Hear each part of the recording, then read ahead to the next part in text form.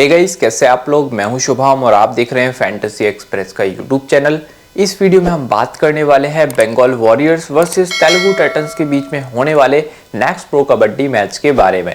तो गाइज, ये है वीवो प्रो कबड्डी 2024-2025 का मैच नंबर 67, जो कि रात को 8 बजे से खेला जाएगा नोएडा इंडोर स्टेडियम नोएडा में। एक तरफ है बंगाल वॉरियर्स, दूसरी तरफ है तेलुगु टाइटंस। दोनों टीमों का अगर आप प्रदर्शन देखें तो इस प्रो कबड्डी में लगभग तेलुगु टाइटंस ने अच्छी वापसी करी है। अगर आप शुरुआत देखें तो बंगाल वॉरियर्स का परफॉर्मेंस काफ़ी खराब रहा, मतलब मिला जुला परफॉर्मेंस रहा है। कभी कोई प्लेयर चलता है, कभी कोई चलता है, तो इसके चलते ये टीम जीत नहीं पाती है। तो बंगाल वॉरियर्स की विनिंग थोड़ी सी कम हुई है क्योंकि टीम में कोऑर्डिनेशन थोड़ा सा कम देखने को मिला है। और वहीं तेलुगु टाइटंस ने बैक टू बैक विनिंग्स करी हैं पिछले कुछ मैचेस में। तो यहाँ पे अभी फिलहाल के लिए बंगाल वॉरियर्स के मुकाबले तेलुगु टाइटंस थोड़ी भारी नजर आ रही है। यानी अगर ये टीम के जीतने के चांसेस तकरीबन 35-40% है, तो इस टीम के जीतने के चांसेस तकरीबन 60 से 65% है। तो Telugu Titans slightly favourite start होनी चाहिए मेरे हिसाब से। ठीक है, अब अपनी ड्रीम 11 टीम में आपको किन प्लेयर्स को लेना है, कौन से 7 प्लेयर लेना है, कैप्टनसी वाइस कैप्टनसी क्या अच्छे ऑप्शंस हो सकते हैं, वो सब हम एक्सप्लोर करेंगे इस वीडियो में। तो प्लीज इस वीडियो पे बने रहिएगा और चीजों को बारीकी से समझिएगा, डिटेल में समझिएगा, तो आप टीम बना पाएंगे। ठीक है, सबसे पहले तो जिन लोगों ने हमें टेलीग्राम पे ज्वाइन नहीं करा, वो लोग टेलीग्राम पे हमें अभी फटाफट ज्वाइन कर लो। वीडियो को पॉज करो और लिंक पे क्लिक करके ज्वाइन करो। लिंक कहाँ मिलेगा? एक आपको यहाँ आई बटन पे भी मिलेगा और नीचे आपको कमेंट सेक्शन पे भी मिलेगा। ठीक है, वहां पे लिंक पे क्लिक करके, कमेंट सेक्शन वाला लिंक जल्दी वर्क करता है, तो जाओ सीधे कमेंट सेक्शन में, सबसे ऊपर मेरा लिंक है ये वाला टेलीग्राम का, क्लिक करके ज्वाइन करो। उसके बाद वापस वीडियो पे आओ और फैनलाइन 11 ऐप की लिंक पे क्लिक करके इसको भी डाउनलोड करो। फैनलाइन 11 ऐप पे मेरा इन्वेस्टमेंट रहता है और अभी तक शुरुआत से अभी तक सारे कबड्डी मैचेस मैं यहाँ पे खेल रहा हूँ और ठीक ठाक प्रॉफिट में हूँ। यहाँ पे प्रॉफिट जनरेट करने का एक सबसे आसान तरीका मैं आपको बता दूं कि grand league, mini grand league, और मिनी ग्रैंड लीग सिर्फ नहीं, कंफर्म मिनी ग्रैंड लीग। ठीक है, आप कह सकते हैं कि ऐसी लीग, शायद ऐसे कॉन्टेस्ट अब नहीं होते, कोई भी नई एप्लीकेशन आती है उसमें भी नहीं होते।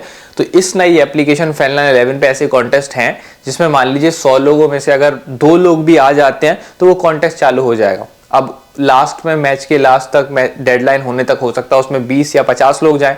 100 टीमों में 50 टीमें जा रही हैं, तब भी कॉन्टेस्ट वैसे ही चलेगा, तब भी आपको जो प्राइस बताया गया वही मिलेगा, प्राइस में चेंज नहीं होता। ठीक है, तो ये लीग सबसे अच्छी होती है, कंपटीशन कम होता है इन लीग्स में। और जो लोग पैसा ऐड नहीं कर सकते उनके लिए तो और भी बढ़िया है कि भाई कम से कम रोज 4 से 5 फ्री गिव अवे मिलते हैं इस एप्लीकेशन पे। ठीक है, 2-3 क्रिकेट के मैच में आज भी लगे हुए हैं और 2 कबड्डी के मैच के फिक्स हैं। तो अगर आप पैसा ऐड नहीं कर सकते तो उन मैचेस में अपनी 30 टीम्स डाल सकते हैं फ्री, 30 टीम्स फ्री डाल सकते हैं और वो फ्री में आपको मिल जाएगा पैसा अगर आपकी टीम ने थोड़ा भी वर्क किया। ठीक है, तो 30 टीम लगाएंगे, आई होप कि आप कुछ तो जीतेंगे, वॉलेट में कुछ तो पैसा आएगा, फिर उसको ही इन्वेस्ट करिए। तो बहुत अच्छा ऐप है, बहुत सारी चीजें, बहुत सारी फीचर है, TDS GST फ्री एप्लीकेशन है, मस्ट ट्राई, डाउनलोड कीजिए और आज ही खेलना शुरू करिए। बात करते हैं इस मैच की। देखिए, सबसे पहले तो हम बात करेंगे बंगाल वॉरियर्स के रीडिंग डिपार्टमेंट की। समझते हैं इनका रीडिंग डिपार्टमेंट कैसा क्या वर्क करता है और उस बेसिस पे तेलुगु टाइटंस का कौन सा डिफेंस सेक्शन इंपॉर्टेंट रहेगा। बंगाल वॉरियर्स के रीडर्स की बात करते हैं। देखिए, लेफ्ट से बंगाल वॉरियर्स के कितने रीडर्स हैं? सिर्फ 2 रीडर हैं और इनको भी इक्का दुक्का रीडिंग करने मिलती है।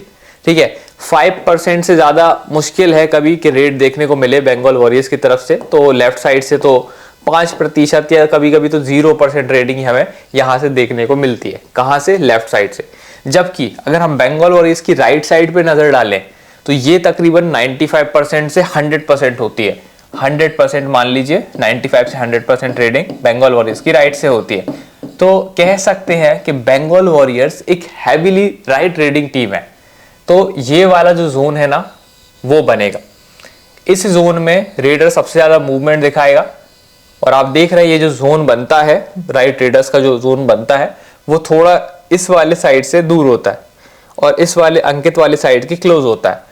तो कुल मिला के अंकित को बेनिफिट और सागर को बेनिफिट। सागर तो अच्छे फॉर्म में आपको दिख ही रहे, अंकित के साथ दिक्कत चल रही है। अंकित की पोजीशन बढ़िया है, मोस्ट ऑफ द टीमें राइट रेटिंग आती हैं, अंकित को फायदा होता है। पिछले मैच में अंकित ने 5 टैकल लिए, दिन भी खराब था, फॉर्म भी खराब है, जिसके चलते 5 अनसक्सेसफुल हो गए। पर मैं आपको हाईली सजेस्ट करूंगा कि इस मैच में भी अंकित को ले तो लीजिएगा, क्योंकि अगर ये बंदा फिर से 5 से 6 या 7 अटेम्प्ट्स करता है, क्योंकि बहुत ज्यादा रेटिंग है, तो 6 से 7 अटेम्प्ट तो ये करेगा। अब मैं मानता हूं कि 6-7 अटेम्प्ट करेगा, तो अगर इस खराब फॉर्म में भी अगर इसने 2 या 3 टैकल कर दिए तो बुरा पिक नहीं होगा। ठीक है, तो बंगाल वॉरियर्स क्योंकि राइट रेडिंग टीम है, अंकित की इंपॉर्टेंस ज्यादा है। ये मान लीजिए ये सारे राइट रेडर्स हैं बंगाल वॉरियर्स के। ठीक है, अब सामने डिफेंस कैसा है? सबसे पहला डिफेंस है अंकित का। अंकित फर्स्ट चेन ऑफ डिफेंस में खड़े होंगे विजय मलिक के साथ। ये फर्स्ट चेन ऑफ डिफेंस होगी और इसमें अंकित को बेनिफिट भी अच्छा है, क्योंकि उनके क्लोज रेडर होंगे। सारे रेडर यहीं से एंटर कर रहे हैं, तो अंकित से क्लोज होंगे और अंकित बार बार अटेम्प्ट्स करेंगे। ठीक है, ये फर्स्ट चेन ऑफ डिफेंस है, तो ये अंकित को बेनिफिट हो गया। मंजीत यहाँ पे विदाउट एनी चेन खड़े होंगे। ठीक है, उसके बाद कवर्स की जोड़ी में अजीत पवार और उनके साथ होंगे सागर सेतपाल। ठीक है, अब देखिए लेफ्ट से रेडर आ रहे होते तो अजीत पवार की इंपॉर्टेंस ज्यादा होती। हालांकि अजीत पवार फिर भी कोशिश कर रहे हैं, पिछले 2 मैचेस से हम देख रहे हैं कि लेफ्ट रेडिंग कम है तेलुगु के सामने, फिर भी वो बंदा कोशिश कर रहा है और अच्छी कोशिश कर रहा है, पर अटेम्प्ट्स से कम आते हैं। अटेम्प्ट सागर सेतपाल के ज्यादा आएंगे, अंकित के ज्यादा आएंगे। क्यों? क्योंकि राइट रेडर्स ज्यादा है और राइट रेडर्स को पकड़ने का मेन काम लेफ्ट कॉर्नर और राइट कवर का होता है, तो बार बार ये लोग इन्वॉल्व होते हैं और जितनी बार इन्वॉल्व होंगे एक चांस होता है कि भाई टैकल किया है सक्सेसफुल हो सकता है। ठीक है, डिफेंस किया है सक्सेसफुल हो सकता है। तो ये दोनों प्लेयर आपके लिए एक्सट्रीमली इंपॉर्टेंट है, यहां से अंकित और यहां से सागर सेतपाल, इन रेडर्स को पकड़ने के लिए। समझ गए? लास्ट ये हो गई सेकंड चेन। ठीक है, फिर बात करते हैं लास्ट चेन और थर्ड चेन की। लास्ट चेन ऑफ डिफेंस में आपको मिलेंगे आशीष नरवाल और उनके साथ खड़े होंगे शंकर गडई। शंकर गडई का फॉर्म पिछले 2 मैचेस से काफी अच्छा चल रहा है, पुराने प्लेयर है, बढ़िया प्लेयर है और कभी कभी फॉर्म अच्छा भी हो जाता है, बट कंसिस्टेंसी की मोस्ट ऑफ द टाइम कमी होती है। हो सकता है इस मैच में फिर से परफॉर्म कर जाए। हालांकि इस बार इनको एडवांस टैकल ही करने पड़ेंगे, क्योंकि इनके साइड पे रेडिंग है नहीं। आप देखो शंकर गडे की साइड पे मुश्किल से 5% रेडिंग है, तो उनको सारी रेडिंग जो है वो आगे बढ़ के एडवांस टैकल में करनी पड़ेगी, जो कि हाईली रिस्की होती है। ठीक है, तो यहाँ पे अंकित को ज्यादा बेनिफिट है, सागर को ज्यादा बेनिफिट है, शंकर गडे को इस मैच में कम बेनिफिट है और अजीत पवार को भी कम बेनिफिट है, क्योंकि उनके जोन में रेडिंग नहीं है, लेफ्ट से रेडिंग नहीं है। लेफ्ट से रेडिंग होती तो इनकी इंपॉर्टेंस होती और अजीत पवार की, शंकर गडे अजीत पवार की इंपॉर्टेंस होती है अगर लेफ्ट रेडिंग टीम होती सामने, पर ये पूरी राइट रेडिंग टीम है। तो अंकित और सागर का आपको खास ध्यान रखना है, और सागर का फॉर्म अच्छा है तो सागर का ज्यादा ध्यान रखना है। अंकित का फॉर्म खराब है, अंकित अटेम्प्ट्स तो कर रहे हैं बट सक्सेस नहीं कर पा रहे। ठीक है, तो समझिए सारी कहानी। बंगाल वॉरियर्स एक राइट रेडिंग टीम है, जिसके चलते आपको लेफ्ट कॉर्नर अंकित और सागर का खास ध्यान रखना है, और सागर का क्योंकि फॉर्म भी अच्छा है तो सागर तो मस्ट हैव पिक हो गए। आगे चलते हैं और बात करते हैं तेलुगु टाइटंस के रेडर्स के सामने बंगाल वॉरियर्स का डिफेंस कैसा करेगा। ठीक है, बहुत ध्यान से देखिएगा। जैसे हमने समझा बंगाल राइट रेडिंग टीम है, तेलुगु की अगर हम बात करें तो ये भी थोड़ी स्लाइटली राइट रेडिंग टीम है। ठीक है, बट बहुत हाईली नहीं बोल सकते, क्योंकि लेफ्ट से कुछ ना कुछ रेडिंग होती है। जैसे पिछले मैच में 23% ऑफ द रेडिंग हमने लेफ्ट से देखी, विजय मलिक ने की, पर कभी कभी ये रेडिंग 35% भी हो जाती है लेफ्ट साइड से। ठीक है, तो इसकी रेंज जो है वो 23% से 35% मान लो, बहुत से बहुत। ठीक है, उससे ज्यादा रेडिंग लेफ्ट से होती नहीं है, क्योंकि अकेले विजय मलिक की यहां से रेडिंग करते हैं। राइट से रेडिंग करने वाले बहुत सारे प्लेयर हैं, पवन सहरावत, मंजीत, आशीष नारवाल। ठीक है, तो ये जो रेंज चलती है यहाँ पे 65 to 77% के आसपास चलती है। 65 से 77% रेडिंग जो है वो राइट से होती है। मतलब कुल मिला के right raiding heavy team Telugu Titans भी है, पर वैसी राइट रेडिंग टीम नहीं है जैसी बंगाल है, क्योंकि उनका तो 95 से 100% चलता है, पर फिर भी 65 to 77% भी चलेगा, तब भी इस टाइप का जोन बनेगा मोस्ट ऑफ द टाइम। मतलब इस वाले सेक्शन में सबसे ज्यादा हलचल होने वाली है, यहाँ पे सबसे ज्यादा मूवमेंट दिखेगा। ठीक है, क्योंकि रेडर्स ही राइट के थोड़े से ज्यादा है और मोस्ट ऑफ द टाइम यहाँ पे रेडिंग ज्यादा हो ही रही है। तो ये राइट रेडर्स मान लीजिए, ये हो गए राइट रेडर्स जो यहाँ से एंटर करेंगे। अब सामने डिफेंस क्या है? फजल अताचली का परफॉर्मेंस इस साल बहुत अच्छा भी नहीं रहा, बट खराब भी नहीं रहा, और इनके पास अपॉर्चुनिटी भी ज्यादा है और सबसे एक्सपीरियंस प्लेयर्स में से एक है। तो फजल पे आज फिर से विश्वास जताइए, हो सकता है फजल आपको हाई फाइव भी लगा के दे दे। फजल के साथ सागर कुमार होंगे। सागर कुमार भी एक ऑलराउंडर डिफेंस प्लेयर टाइप है, वो मेनली डिफेंस में वर्क करते हैं, तो ये डिफेंस साइड का काफी स्ट्रॉन्ग हो जाएगा। ठीक है, क्यों? क्योंकि फजल भी है, सागर भी साथ में खड़े हुए हैं और फजल एक बहुत एक्सपीरियंस प्लेयर है। सामने से जो भी रेडर आएगा उसको पकड़ने की सबसे अच्छी अपॉर्चुनिटी फजल के पास रहेगी। और दूसरी चीज, फजल के पास एक्सपीरियंस स्किल भी काफी है। तो फर्स्ट चेन ऑफ डिफेंस में फजल की इंपॉर्टेंस तो अच्छी खासी है। ये इस मैच में हाई फाइव भी लगा सकते हैं। 5 या 5 से ज्यादा सक्सेसफुल पॉइंट्स जो होते हैं उसको हाई फाइव बोलते हैं, सक्सेसफुल टैकल जो होते हैं, ठीक है। तो फजल कर सकते हैं, ये पहली चेन ऑफ डिफेंस में होंगे और इसमें फजल को काफी बेनिफिट है। फिर यहाँ पे विश्वास है आपको दिखेंगे विदाउट एनी चेन खड़े होंगे, ठीक है। फिर आते हैं कवर्स की तरफ। कवर्स बहुत खराब खेले बंगाल के इस साल, खास करके प्रवीण ठाकुर, ठीक है। प्रवीण ठाकुर और मयूर कदम। मयूर कदम का भी खास फॉर्म हमें इस साल दिखा नहीं, वरना मयूर कदम अच्छा खेलते हैं, ठीक है। मयूर कदम की इंपॉर्टेंस इस मैच में भी ज्यादा है। क्यों? क्योंकि वो टीम के राइट कवर हैं और ये राइट रेडर ज्यादा है। तो यहाँ से फजल और यहाँ से मयूर कदम ज्यादा से ज्यादा अटेम्प्ट्स इन रेडर्स पे लेंगे। फजल यहाँ से अटेम्प्ट्स लेंगे, यहाँ से मयूर कदम लेंगे। तो कुल मिला के आप मानो इस मैच में फजल से ही आप कम से कम 7 से 8 अटेम्प्ट्स देख लोगे। 7 to 8 अटेम्प्ट्स कम से कम आप फजल से देखोगे, और मयूर कदम से भी आप 6 से 7 अटेम्प्ट्स देखने वाले हैं, क्योंकि मयूर कदम के भी जोन में रेडिंग हो रही है। प्रवीण ठाकुर से आप थोड़े से कम अटेम्प्ट्स देखेंगे, हालांकि बहुत ही खराब फॉर्म में प्रवीण ठाकुर हैं, तो इनको तो ड्रॉप ही करना, क्योंकि लेफ्ट से रेडर भी ज्यादा नहीं है और फॉर्म भी इनकी अच्छी नहीं है। इस जगह पे आप हो सकता है कोई चेंज देखें या फिर विद इन मैच भी सब्स्टिट्यूट देख सकते हैं, ठीक है। फिर इसके बाद आखिरी चेन ऑफ डिफेंस आती है जिसपे आपको नितिन कुमार धनकर मिलेंगे और उनके साथ मिलेंगे नीतीश कुमार। अगर हम बात करें नीतीश कुमार की, तो एक्सपीरियंस प्लेयर हैं और इस साल परफॉर्मेंस भी नीतीश कुमार की बेटर होती गई है, ठीक है। मोस्टली उनको एडवांस टैकल करने होंगे, बट इनके एक्सपीरियंस के लिए मैं बोल सकता हूं कि इनको उतनी दिक्कत नहीं आएगी, क्योंकि एक्सपीरियंस प्लेयर भी हैं और इस साइड पे भी थोड़ी सफिशिएंट रेट्स हैं, ऐसा नहीं कि रेट्स नहीं है। तो ये भी इंपॉर्टेंट होंगे। हालांकि इस साल मयूर का फॉर्म थोड़ा सा डाउन गया है, नीतीश का फॉर्म अच्छा गया है, वरना अपॉर्चुनिटी मयूर के पास ज्यादा है, नीतीश के पास थोड़ी सी कम है। कुल मिला के आप ये समझ गए बंगाल का परफॉर्मेंस मेला जुला आता है। अगर फजल चलते हैं तो मयूर नहीं चलते, फजल नीतीश चलेंगे तो मयूर नहीं चलेंगे, मयूर चल गए तो मान लो रितेश नहीं चलेंगे। ऐसा हो रहा है जिसके चलते ही टीम विन नहीं कर रही थी। अब ये चीज समझिए कि तेलुगु टाइटंस का राइट रेडिंग सेक्शन हैवी है, तो आपको प्राइमरीली ना जो लेफ्ट कॉर्नर पे बंदा खड़ा है ना, इसका ध्यान रखना है। और ये बहुत बड़ा प्लेयर है डिफेंस का फजल, तो बिल्कुल नहीं छोड़ना है। फिर आपके पास एक चॉइस होगी कि आप क्या मयूर कदम को ले लें टीम में या नीतीश कुमार को ले लें। नीतीश कुमार एडवांस टैकल्स करेंगे, एक्सपीरियंस प्लेयर है, अच्छा कर सकते हैं। मयूर कदम की फॉर्म थोड़ी सी खराब चल रही है, पर अटेम्प्ट्स वो ज्यादा लेंगे, ये एक्सपेक्टेड है, ठीक है, क्योंकि वो राइट कवर है और राइट से रीडिंग ज्यादा है। तो आप उनमें से एक प्लेयर को चूज करना और फजल को तो कंफर्म टीम में पिक करना। इस मैच में तो मैं कैप्टन या वाइस कैप्टन भी कर सकता हूं फजल को। क्यों? क्योंकि फजल है, एक्सपीरियंस प्लेयर है, भले उनकी टीम हारे जीते पर वो अच्छा करके जाते। बात करते हैं अब टीमों की। ग्रैंड लीग की कुछ टीम्स आपके लिए बनाई हुई है, डिस्कस कर लेते हैं। बहुत ध्यान से देखिएगा और बिल्कुल भी वीडियो में आगे पीछे मत जाइएगा, ये सेक्शन सबसे इंपॉर्टेंट होता है, क्योंकि यहाँ पे हम टीम क्रिएशन करते हैं। सबसे पहले हम बनाएंगे तेलुगु फेवरेट टीम, जो कि है भी तेलुगु टाइटंस अच्छा कर रही है। तेलुगु टाइटंस फेवरेट टीम हम बनाते हैं, जिसके होने के चांसेस तकरीबन 60 to 65% हैं, क्योंकि टीम अच्छा कर रही है। और इस टीम के एक बंगाल फेवरेट टीम बनाई है, जिसकी चलने के चांसेस 35 से 40% रहेंगे, है ना। अगर आप तेलुगु के ज्यादा प्लेयर्स लेंगे लॉजिकली, क्योंकि तेलुगु अच्छा कर भी रही है, तो जीतने के चांसेस थोड़े से ज्यादा होंगे।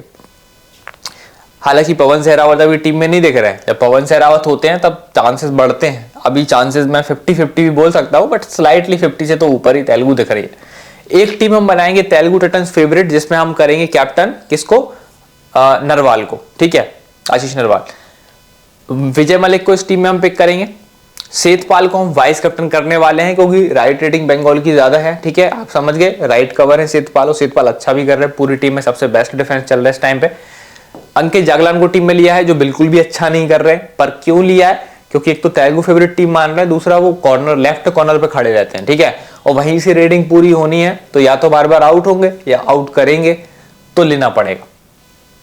दूसरी टीम जिसको नॉन फेवरेट माना है, तेलुगु फेवरेट है, मतलब यहाँ पे हमने बंगाल को नॉन फेवरेट माना, तो वहां से नितिन कुमार धनकर को ले लिया, नीतीश कुमार और फजल तरचली को ले लिया। 3 प्लेयर तो ये फिर भी लिए हैं जो अच्छा कर सकते हैं इस मैच में, ठीक है। कैप्टन वाइस कैप्टन नरवाल और सेतपाल के बीच में आप रिवर्स भी कर सकते हैं, विजय मलिक और अंकित जगलान को भी कर सकते हैं। अब बनाते हैं बंगाल फेवरेट टीम, ठीक है। बंगाल फेवरेट टीम में हमने क्या किया है, फजल, नीतीश और नितिन कुमार धनकर तो लिए ही है, साथ में विश्वास एस को भी ले लिया। हालांकि विश्वास S most of the time perform बहुत अच्छा भी नहीं करते, ठीक है, तो ये थोड़ा सा रिस्की टीम हो जाएगी। यहाँ पे हमने अंकित जगलन को ड्रॉप किया है, जो मेरे हिसाब से नहीं करना चाहिए, पर क्योंकि बंगाल फेवरेट माना है तो एक चांस हम लेके चलते हैं कि हो सकता है जगलन फिर से फेल हो जाए, हो सकता है फिर से अटेम्प्ट उनके सारे फेल हो जाए और विश्वास अच्छा कर जाए। विजय मलिक, सेतपाल और आशीष नरवाल टीम में लिया है। कैप्टन इस टीम में फजल अतरा चली है हमारे, और वाइस कैप्टन हमारे हैं नितिन कुमार धनकर। ये बंगाल फेवरेट टीम बन गई। ठीक है, अटेम्प्ट्स ओवर फॉर्म वाली टीम में क्या करेंगे, उसमें हम उन प्लेयर्स को पिक करेंगे जिनके पास सबसे ज्यादा मौके हैं। जैसे कि आपको पता है फजल और मयूर कदम के बीच में सबसे ज्यादा रीडिंग होनी है, तो ये लोग सबसे ज्यादा अटेम्प्ट्स लेंगे। तो कैप्टन किया फजल को और मयूर को टीम में ले लिया बस। और जगलन और सेतपाल के बीच में सबसे ज्यादा रीडिंग होनी है। अब सेतपाल और फजल मेरे क्या है, कैप्टन वाइस कैप्टन। फजल कैप्टन हो गए, वाइस कैप्टन हो गए सेतपाल। क्यों? क्योंकि अटेम्प्ट वाली टीम है, इसमें हम उन प्लेयर्स को पिक करते हैं जिनके पास मौके ज्यादा होंगे। और इस मैच में सबसे ज्यादा डिफेंस में मौके मिलेंगे फजल अतरा चली को और सागर राठी को, है ना, सागर सेतपाल। ठीक है, फिर विजय मलिक को हमने लिया हुआ है ऑलराउंडर सेक्शन से, नितिन कुमार धनकर और आशीष नरवाल को लिया। तो ये अटेम्प्ट वाली टीम है जिसमें मेरे कैप्टन वाइस कैप्टन फजल और सेतपाल है। अब आखिरी टीम पे आ जाओ, जो कि सेफ टीम होगी स्मॉल लीग की। 2 से 4 मेंबर में जनरली जो टीम लगती है, इसमें कैप्टन फजल है, वाइस कैप्टन सेतपाल है। नो डाउट क्यों है, क्योंकि आपको पता है कि उनके साइड पे रेटिंग ज्यादा है और ये डिफेंस के अच्छे प्लेयर भी हैं और थोड़ा सेफ भी हो रहा है। अगर हम डिफेंस प्लेयर्स को कैप्टन वाइस कैप्टन करें तो थोड़ा सेफ हो जाता है, क्योंकि रेडर्स के केस में होता क्या है आपको दिख ही रहा होगा। पिछले मैच में अजीत चौहान, आपको याद होंगे, हर मैच में सुपर 10 लगा रहे थे। पिछले मैच में कितनी रेडिंग करी, थोड़ी सी, उसके बाद रुक गए, सब्स्टिट्यूट आके रेडर्स रेडिंग कर रहे हैं। ठीक है, तो ये चीजें हो रही है भाई। मेन रेडर्स जो होते हैं वो धोखा दे रहे हैं नेक्स्ट मैचेस में, तो उनको अब कैप्टन वाइस कैप्टन बनाना बिल्कुल छोड़ना पड़ेगा। आप डिफेंस प्लेयर पे जाइए, थोड़े सेटल प्लेयर्स पे जाइए जो शायद 2-3-4 टैकल करके दे सकते हैं। आप फुल मैच खेलते हैं, ठीक है, तो अटेम्प्ट्स वहां पे लेंगे, टैकल कर सकते हैं, तो उनको कैप्टन वाइस कैप्टन करे ज्यादा बेटर होगा। इसलिए मैंने फजल और सेतपाल को कैप्टन वाइस कैप्टन करा हुआ है। टीम में नीतीश कुमार को लिया है, आप इस जगह पे मयूर कदम भी ले सकते हैं। जगलन को लिया है, विजय मलिक लिए हैं, नितिन कुमार धनकर और आशीष नरवाल लिए। ये एक सेफ टीम है। सेफ टीम क्यों है? क्योंकि इसमें वो प्लेयर्स पिक करे हमने लॉजिकली जिनके चलने के चांसेस ज्यादा है। 2 से 4 मेंबर में इस टीम को आप लगा सकते हो, है ना। और बाकी वैसे तो सारी टीमें आप ग्रैंड लीग में तो डाल ही सकते हो, मिनी ग्रैंड लीग जिसमें 100 मेंबर या उससे ज्यादा होते हैं, उसमें ये सारी टीमें डाल सकते हो। पर अगर आप 2 से 4 मेंबर के कॉन्टेस्ट खेलोगे तब आपको ये वाली टीम डालनी चाहिए, टीम 4। ठीक है, क्योंकि वो एक सेफ टीम है, कैप्टन वाइस कैप्टन भी उसके सही है और पूरा कॉम्बिनेशन भी सबसे सेफ है। एक बार आप चाहो तो स्क्रीनशॉट इन टीमों का ले लो, आपके लिए बेटर होगा टीम बनाने में। वीडियो को पॉज कीजिए और फटाफट स्क्रीनशॉट ले लीजिए। लास्ट स्क्रीनशॉट ये भी ले लीजिए, ये टीम 4 का वापस से एक प्रीव्यू है जो मैंने अभी आपको स्मॉल लीग की टीम 4 दिखाई। इस साइड पे वही सेम टीम है, स्क्रीनशॉट आप ले लो सेफ टीम के लिए, उसके लिए मैंने अलग से बनाई स्लाइड। ठीक है, तो ये पूरा हमारा एनालिसिस था, आपने देखा शुरू से अंत तक, लगभग 10-15 मिनट का वीडियो हो जाता है। ठीक है, आप समझ गए कितनी मेहनत लगती है और कैसे आपको एक एक चीज एक्सप्लेन करता हूं। अगर चीजें समझ में आती हैं तो प्लीज एक लाइक तो बनता है, एक लाइक कीजिए, चैनल को सब्सक्राइब कीजिए, टेलीग्राम को ज्वाइन कीजिए, और सबसे इंपॉर्टेंट चीज फैलन 11 ऐप पे आज ही खेलना शुरू करिए, क्योंकि इस ऐप पे आ रहे हैं ढेर सारे ऑफर और ये ऐप दे रही है यूजर्स को सबसे ज्यादा बेनिफिट्स। ठीक है, मिलते हैं नेक्स्ट वीडियो में, तब तक के लिए बाय बाय।